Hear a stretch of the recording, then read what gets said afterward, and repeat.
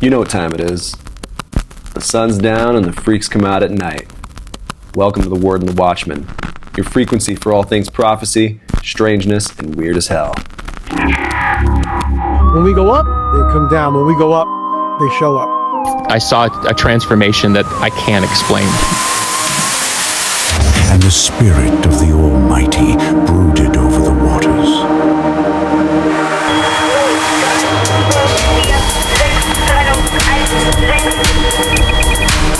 Jesus called it the outer darkness, where there will be weeping and gnashing of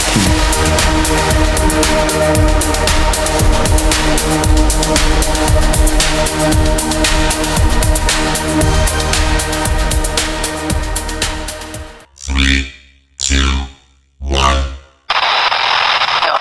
No, that was a while back. It was actually right next door to the Strand in Hudson Falls.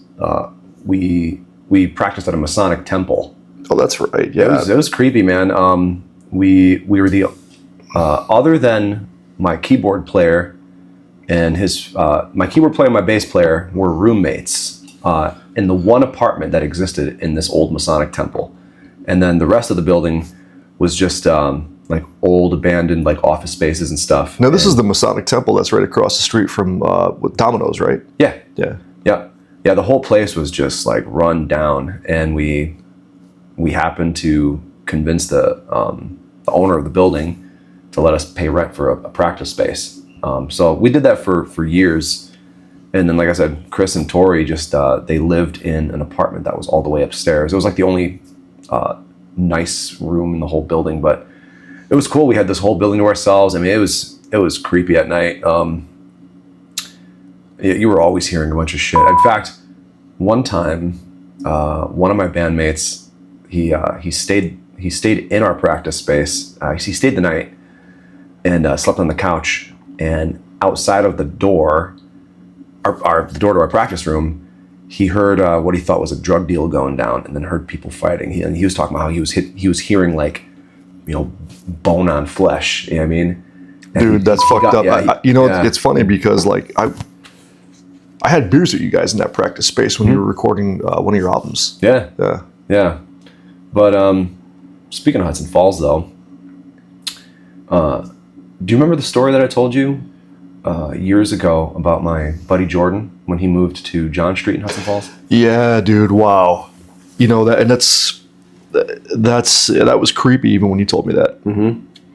Same. So this was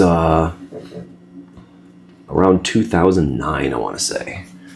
I had an apartment right down the road on McCrae Street, which McCrae Street had its own like history. Like there's the whole story of Jane McCrae. Yeah. She got had chopped off by Indians or whatever. Yeah. Hudson Falls has like this really crazy history with like the Native Americans like scalping people and shit there, and like a lot of those houses. The hotel that was right up the road was haunted, I guess. But I had this buddy. His name was Jordan, and him and I worked together, and we hung out at my apartment a lot. Had some parties, and he was a good dude. And Jordan, he wasn't necessarily like a believer, but he was always really intrigued by some of the things that, if the Bible came up in a conversation and I told him some stories, he was always really intrigued by it. And I wouldn't say he didn't believe. He just, it wasn't. You just found it interesting. It wasn't really for him, I guess. But so Jordan, he moved out of his parents' house when he was like 22. He got his own place right up the road from me on John Street. It was like a 3-bedroom apartment with some buddies of his, and he told me the story about how it was his 3rd or 4th night or something like that, like in his new home. He said he was still unpacked. He said he was sleeping on just like a mattress that was just laying on the floor, and he had boxes all over his apartment. He said, and he had a cat. He was telling me that while he was laying in bed one night, he said that he heard a bunch of like rustling around in the boxes and assumed it was his cat, right? And He actually physically heard the rustling around. yeah, he said he heard. It's almost like he described it like rummaging through something. it's like rummaging around the boxes and stuff. And he thought it was his cat, right? So he reaches for his remote and he throws it in the direction of the boxes, like attempting to hit the cat to shut it up. Uh-huh. And he said when he did that, he said a feeling came over the room instantly that was like paralyzing, he said. And he said he saw something in the corner where the boxes was. He said stand up on its hind feet from behind the boxes. And he said when it stood up, he said it was dark in his room, but he said he can see like that whatever this thing was, it had like a grayish skin tone. And he said this thing was like 7 feet tall. And he said he can see like the veins on this thing kind of like, like popping out of its skin. And he was completely paralyzed. He said he tried to open his mouth to at least get like a what the fuck out of it. You know what I mean? Yeah. But he said he couldn't get anything out. He said this thing stood there for a couple of minutes just staring at him. And then he said he was about to shit his pants because he saw this thing walking over to him. And he said it came up to his bedside. And was he still like immobilized at that point? He was still immobilized, yeah. He said it crouched down slowly right where his head was by the mattress. And he said it started speaking to him, but he said it was a language he had never heard before, but he said he could understand what it was saying in his mind. Son of a bitch. Like, what do you mean he understood it? So he doesn't remember a whole lot about what it was saying to him, but what he did remember is that it was telling him that it hated him, and he said that this thing telling him about how much it hated him. He said he just assumed right then and there like he was a dead man. Like he understood what it was saying even though he didn't speak the language. And he couldn't tell me what it was that it said, but he just said at the time he could understand it. He said that this thing put its hand around the backside of his head. Jordan had he had like a buzz cut. Yeah. And he said that this thing put its hand around the back of his head so he can feel, he said, what felt like razor sharp claws, he said, digging into the skin on the backside of his head. And he said that it squeezed for a second and it added some pressure and then let go again. And then he said it like pulled its hand away from the back of his head. And then I guess he said it slowly walked out of his room and out into the hallway. And he said that he laid there paralyzed until the sun came up. He said he could not sleep at all. He said as soon as the sun came up, he said he instantly jumped out of bed. Now, didn't you say his girlfriend was in the room at the time too? His girlfriend, she eventually moved in with him, but when this happened, she wasn't living with him yet. Yeah. But he jumps out of his bed, he said, and he goes out and he's looking around the house, and everybody's asleep in their rooms. Nobody else noticed anything. When he mentioned it to any of his roommates, nobody heard or saw anything like that. And he said that they made fun of him over it. And so he didn't mention it again until he told me about it. And when he told me the story, I kind of like told him a little bit about like, demons, and I told him about how the paralyzing fear there that you feel. I told him that's pretty common. It is that it's encounters. I had something similar happen to me. We'll talk about in a later episode, but he I feel bad because he confided this story in me because he knew that I might believe him, and I told the story to you. I told the story to somebody else at work. And I mean, we were young, immature, but it got back to him that I had said something about it, and he was really mad at me and embarrassed. So we never spoke about it again. Yeah. He didn't want to talk about it again. Yeah. And I haven't seen Jordan in over 20 years, I think, but yeah, I mean, our relationship was a little bit weird after that because I'm sure he felt like I betrayed his trust. But it was a crazy story. It affected me when you told me. I mean, I told you about it. Yeah. You know. Yeah. It's funny. I instantly believed it, man, because it's like for someone who's not really a believer, to some of the markers of that story are like you can't make up. Does that make sense? Right. And what's they have a common thread with some of the stuff that we know and we talk about. Mm-hmm. Yeah. So when you told me the story, the only thing really that I knew was pretty common in that story was the whole paralyzing fear thing. 'Cause I've heard stories of people encountering demons and feeling this That's true. Being completely immobilized. Totally true. Yeah. But years later, as I dove more into like topics and stuff like these, some of the other things that I would learn about about demon encounters, I thought back to that story, and then more stuff made sense. Like Wow. the language thing, for example. Yeah. That's another common thing that people say when they encounter demons, is that they often say that like it speaks in a language that they don't understand. Sure. But they do. Sure. Something that's pretty archaic. Yeah. Yeah. Yeah. Yeah. Yeah. It's crazy. It's crazy. Dude, where did you get all those classic wrestling figures on the shelf up there? Oh man, you know what? I stayed up late one night and decided to feed my inner child, man, and go back and buy a couple of toys. It's like, Oh, that's so sick, dude. I remember that Ultimate Warrior one from back when we were kids in Nuremberg. Like you used to make him fight my Ninja Turtles. That's right. That's right. Yeah. That's right. Yeah, we would have these all-out wars with our turtles and our wrestlers. You had Brutus the Barber Beefcake too. That was sweet. That's right. That's right, dude. Wow. Remember when I was real sick when I was a kid, and you felt bad for me, and you walked all the way to the store and you bought me that. It was Metalhead from the Teenage Mutant Ninja Turtles. Yeah, man. I remember. Series. Man, I remember, man. Nuremberg was cool.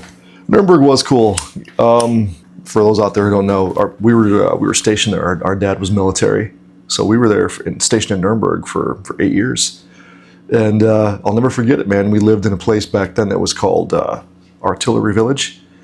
And remember? It was all military. So, but the government housing on base there, those were built probably right around the time of the beginning of World War II. I mean, I don't know if you remember, but remember the long laundry rooms in the basement? Yeah.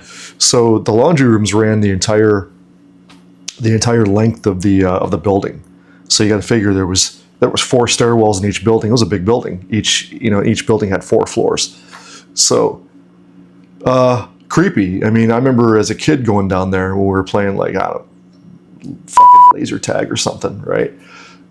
We had like the bomb shelters you could actually go into, in case the bombs fell during that time, and they were creepy as hell, man. But there was definitely something different about living there. There was definitely, I can't be convinced that it wasn't haunted, because it was. I mean, one of the weird things, man.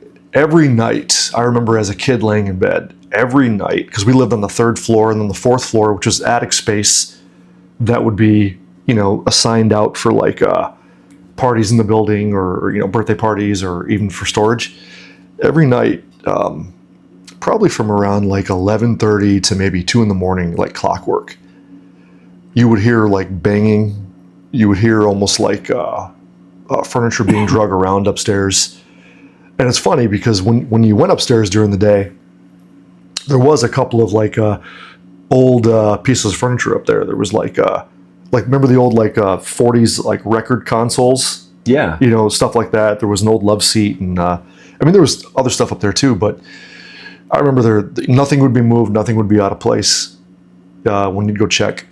And I remember one time as a kid, I went up there to play with some G.I. Joe guys. I set up this fort and stuff like that.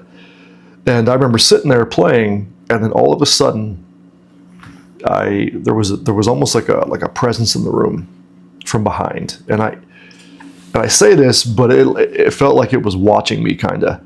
And dude, I was terrified. I was probably like, I don't know, 10, maybe 11. And I quickly got my snake eyes and shit, and I bolted towards the door, you know. But I remember weird stuff like I remember one morning, it was a Saturday morning, I'll never forget it. I was laying in bed, and I always slept on my stomach as a kid. And middle of the morning, and I felt something like slap the back of my head. And I mean, it stung. And at first I thought it was our older brother Chris screwing around. And when I turned around, there was nobody there. Another occasion, I remember, I don't know, I was maybe like 8 or 9. I remember getting out of the shower, going to my bedroom, and I had a towel on, and I literally heard someone whisper, probably on the back of my neck, call me out. And dude, it was terrifying. I was so scared, in fact, that I told Rose, our sister, about it, and you know, she believed it. You know, Dad kind of was like, yeah, whatever, dude. Yeah. You know, Dad was dad, yeah. Dad was dad. You know what I mean? But Rose believed me. And I remember one time. Do you remember when in Germany when the soda truck would come? The beer and soda truck. We had remember Eddie and his wife, right? Yep. They had like a beer and soda truck that would pull into our place, and you could like buy soda and like beer racks off the truck, right? Well, another occasion, Mom and Dad went downstairs to go buy some soda and a rack of beer to bring it upstairs, right? And at that time, it was just I think Mom was still pregnant for you, right? So Ed was a baby. Our other brother Ed was a baby in the house. And dude, I heard something call me again, and the room was filled with a weird presence, man. And I remember being like 7. Man, I scooped up Ed, and I waited in the stairwell for Mom and Dad, because that shit was scary. Man. But just weird things would occur there, man. Like, You ever mention that to Ed these days? yeah. Actually, we were just talking about it a couple days ago, man. Yeah, we talked about it a few days ago. But you know, the other weird thing about that place is we lived on the 3rd floor, and you remember the stairwell. You remember you could look down in between the banister, and you could see all the way into the basement. Yeah. Dude, for years, I'm getting goosebumps talking about it. So for years, I would have reoccurring dreams of actually me falling in between them, and it was a slow motion descent all the way to the bottom, and I would wake up. Which, I'm glad that you brought that up. And we talked about this before, actually. I told you that when we lived in Stadtbergen, Yeah. that I had a dream like that. Because in Stadtbergen, it was the same thing. You can look in between the stair, Yeah. in between the railings, and Look into the basement. Look into the basement. Yeah. And I too had a dream when we lived in Stadtbergen, where I fell in between all the way to the bottom. That's crazy. Yep. Yeah, that's crazy. Yeah. A lot of history over there growing up in Germany, man. So I would imagine there's a lot of kinetic energy or spiritual influence in a lot of these places, you know, Yeah. where we live. How you doing today, man? Good. Dude, this coffee really is good. Yeah, man. It's got that cool setting on there, man, to where I can use less water, you know? Dude, I only drink my coffee black when I'm with you. Really? Yeah, I always do cream and sugar, but I enjoy having black coffee with you. Oh, thanks. Dude, I love black coffee, man, you know? It's like it's coarse and dark, like me. Yeah. Dude, do you remember a couple years ago when I told you that story about the graveyard with that girl Shayla that I was dating? Dude, yes. Oh man. How did we not get to that sooner? Dude, this is a wild one. So for a couple of months, I was going through it. I was going through it. That details nobody needs to know really, but I was seeing this girl. And her name was Shayla. I was seeing this girl. At least her name wasn't Lola. Yeah, I don't think she'd ever see any of this here, you know. But anyways, she has this real interesting story. She had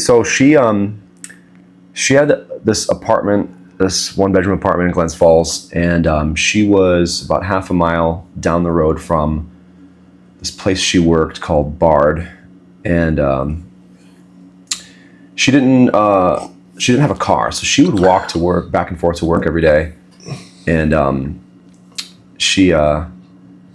there was this graveyard on Bay Road that she would always cut through to beat some of the traffic, and she worked the graveyard shift too, like at work. Yeah. So she was always working until about 6 a.m, and then she'd walk home. Mm-hmm. So she tells me this story one day about how she had left work at 6 o'clock in the morning, and she's walking home. She cuts through the graveyard, and she's got her iPod on with her phone, I guess, with the earbuds in. She's listening to music, and she said she saw this orb. She said it was orange, and she said it was floating around the graveyard. Yeah. And said that when she saw it, it like spotted her too, and she said like it's like the Met eyes. You know what I mean? And she said that this thing like flew over to her, and she said it was almost instant. Really? Right?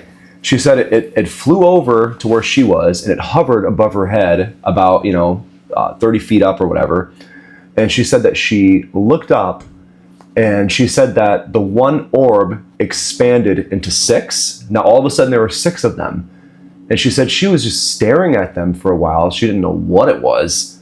But when she looked down at her phone, a bunch of time had gone by and her music had turned off. And she looked back up and it wasn't there anymore. That is nuts. She had a little bit of a loss of time there, and she didn't remember the music shutting off. But she ended up getting home, and she went right to bed because she would sleep during the day to do the night shift again the next day. Yeah. Well, when she got in bed, she said that she had this bizarre nightmare where she was in like what looked like a factory /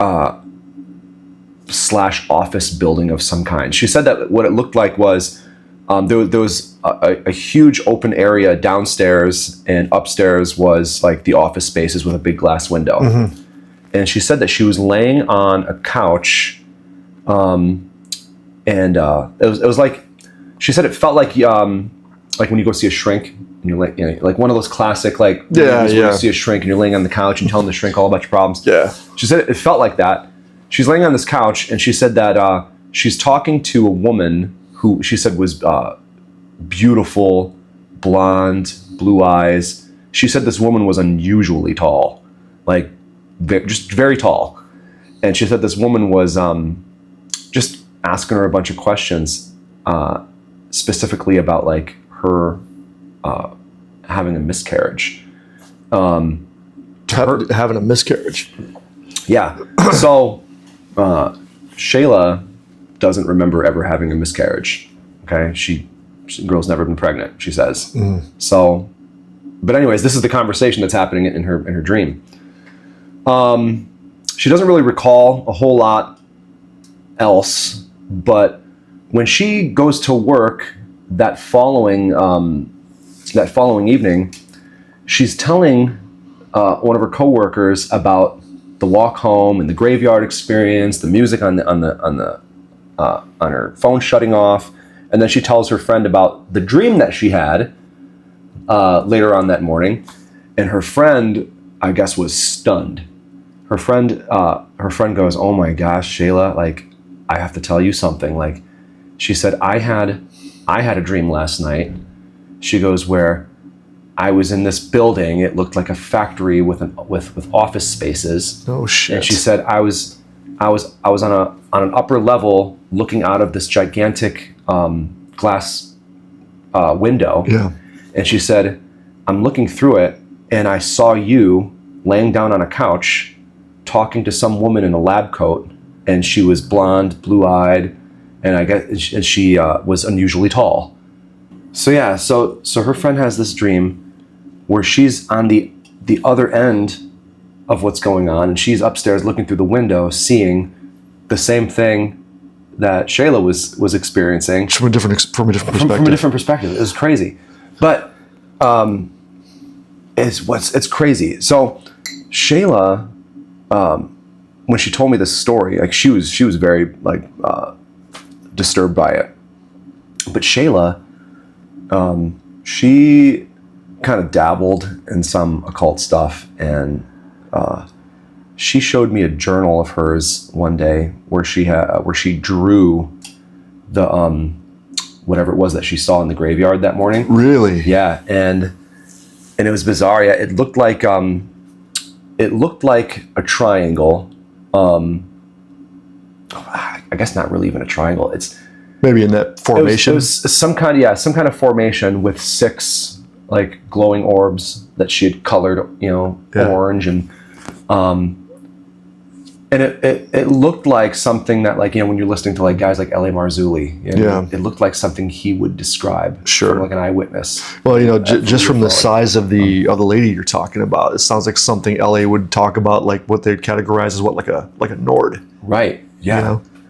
So yeah, it was very bizarre. I mean, her and I, we weren't seeing each other for a while, and we ended up stopped seeing each other. Yeah, I can't imagine why. Well, she told me this story one day. She told me this story one day about how she used to be able to astral project, and Yeah. And at that point, I decided, you know what, this is too crazy for me to be attached to. Yeah, that's your cue to I cut it off right there. that's your cue to get the fuck out of there. I left, and I never called back. Yep, attaboy.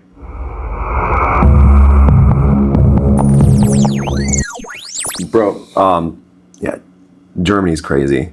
Good times though. I wish I was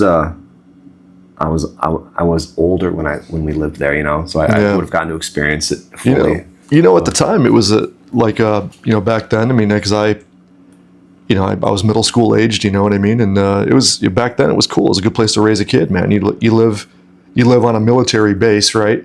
So there is no what's the word I'm looking for?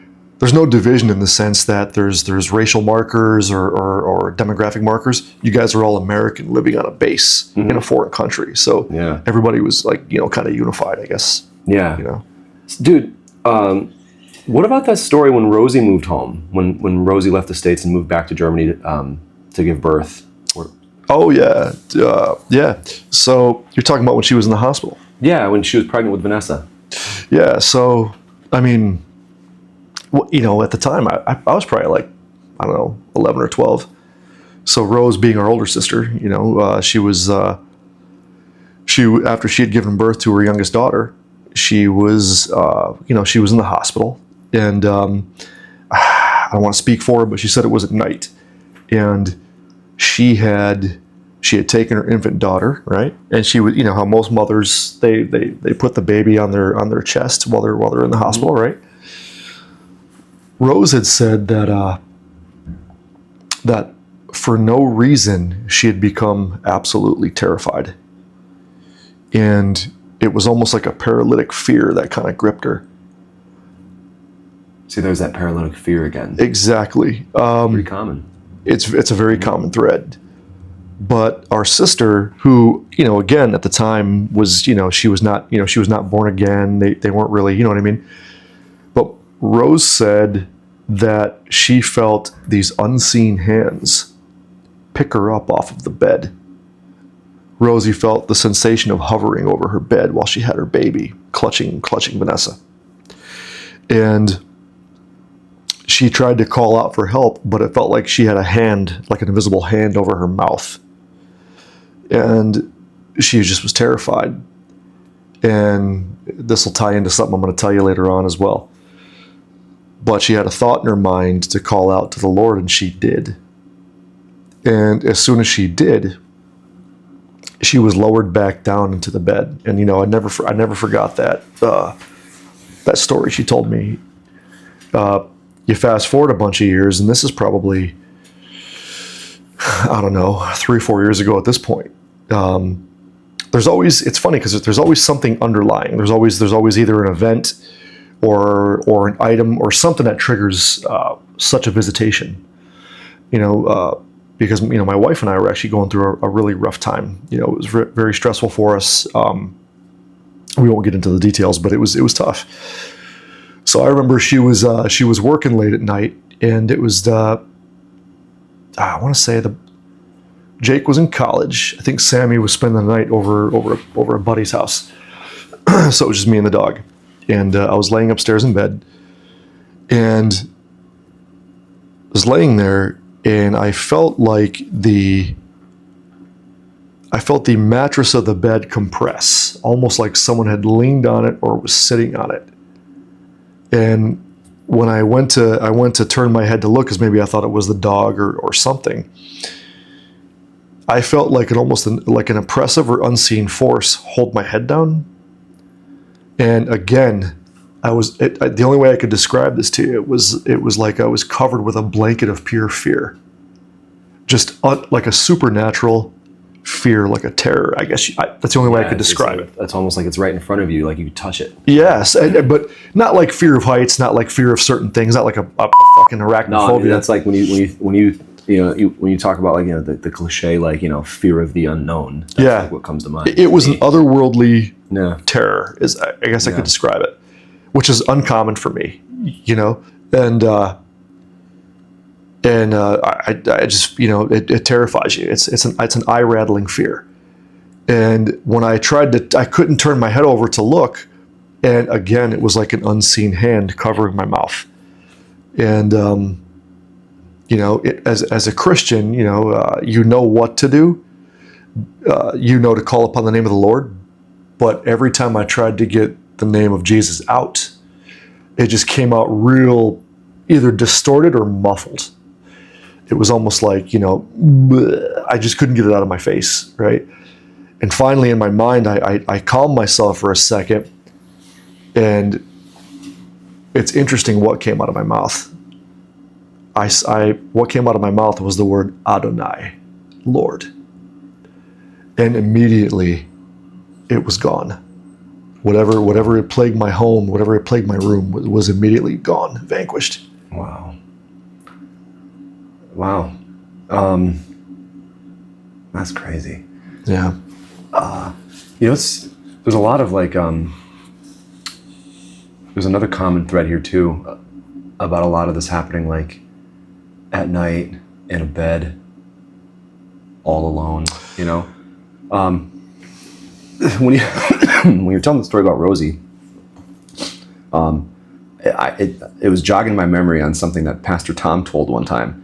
You should ask him about it when you see him again. Are you talking about the Bible college story? Yeah, we're I don't know if it was him or somebody else. We're there was something that was moving all the furniture around. I think was it Pastor Bunny or someone? Might have been Pastor Bunny, but he got so mad that he told this demon to move the bed back where it was, and it did.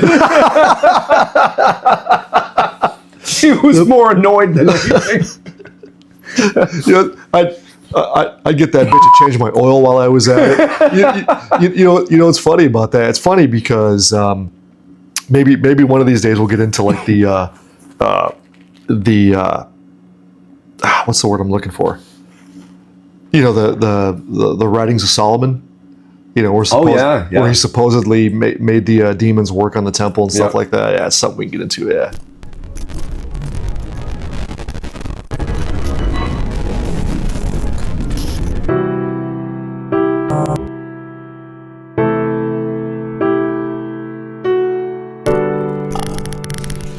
Thank you for spending the evening with us. Be sure to tune in again for more high strangeness. Remember, spiritual warfare is real, and we're only separated by a paper-thin veil from that other dimension. 2 Timothy 1:7 reads, "For God has not given us a spirit of fear, but of power, and of love, and of a sound mind." And again, Romans 10:13, "For whosoever shall call upon the name of the Lord shall be saved." We'll see you next time. God bless.